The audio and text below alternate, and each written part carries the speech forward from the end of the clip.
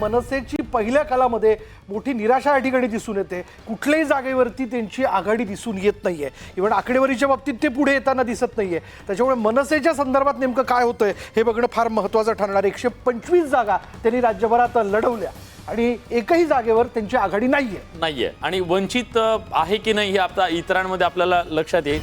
पण साधारणपणे हे आकडे दिसल्यानंतर अपक्षांचं खूप मोठा बोलबाला असेल असं आपल्याला वाटत होतं।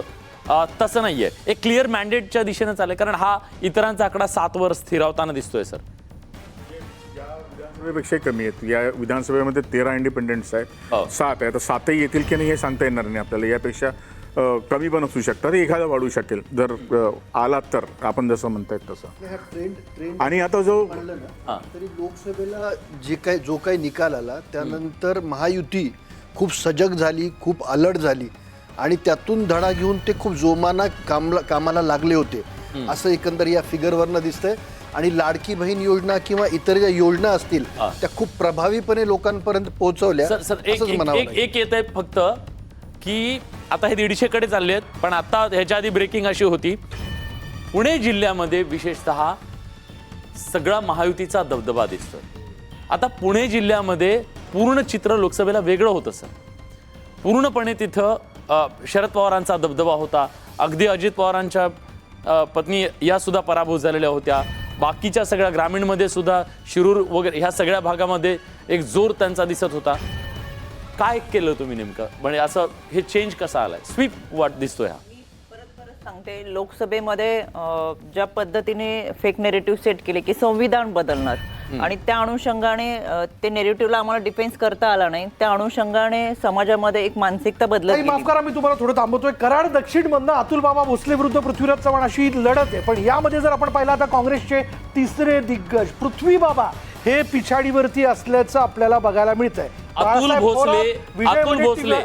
बाबा भोसले कदाचित या निवडणुकीत विजय सुद्धा मिळवू शकतात अशा प्रकारचे एक्झिट पोल आलेले होते। अनेकांना त्यावर विश्वास बसला नव्हता। पण जर असं असेल, बाळासाहेब थोरात पिछाडीवर, अमित देशमुख तिकडे पिछाडीवर, पृथ्वीराज चव्हाण पिछाडीवर, विजय वडेट्टीवार पिछाडीवर, काँग्रेसचे 3 दिग्गज एका पाठोपाठ एक पिछाडीवरती असल्याचं आपण बघतोय। सांगता येत ना विलास, हे चित्र बदलू शकतं, पुढच्या आणखीन फेऱ्या बाकी आहेत। पण तुर्तास तरी आत्ता एक क्षणाला जर आपण पाहिलं तर काँग्रेसचे 3 बडे दिग्गज नेते जे आहेत ते पिछाडीवरती असल्याचं पाहायला मिळते। वरळीतनं आदित्य ठाकरे 495 मतांनी आघाडीवरती आहेत। मुंब्रा कळवा मतदारसंघातून जितेंद्र आव्हाड 3536 मतांनी आघाडीवर आहेत। त्यामुळे तिथं फाईट नक्की नजीमुल्ला देत आहेत।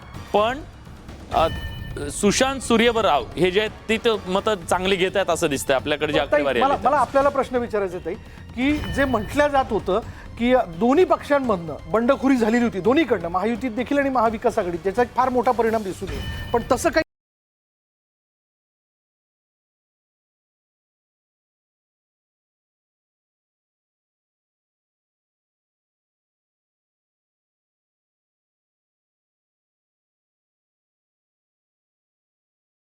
आघाडीवरती आहेत। वाढलेला मतदानाचा टक्का या माध्यमातून दिसेल।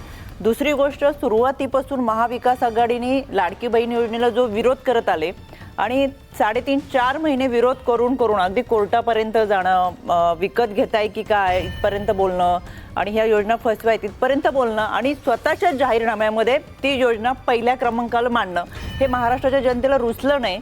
कारण की तुम्ही ज्या गोष्टींना 4 महिने विरोध करत आलात, प्रत्येक भाषणामध्ये बोलत आलात, प्रत्येक क्षणाला बोलत आलात, तीच योजना तुम्ही तुमच्या पंचसूत्री धोरणामध्ये पहिल्या क्रमांकाला घेतली की आम्ही 3000 देऊ। जर 1,500मध्ये तुम्हाला असं वाटतं की राज्य कर्जबाजारी होणार असं तुम्ही म्हणत होतात, मग तुम्ही 3000चा क्रायटेरिया कोणता लावला? तर हे महाराष्ट्राच्या जनतेच्या लक्षात आलं की फेक नेरेटिव्ह सेट केले जातात।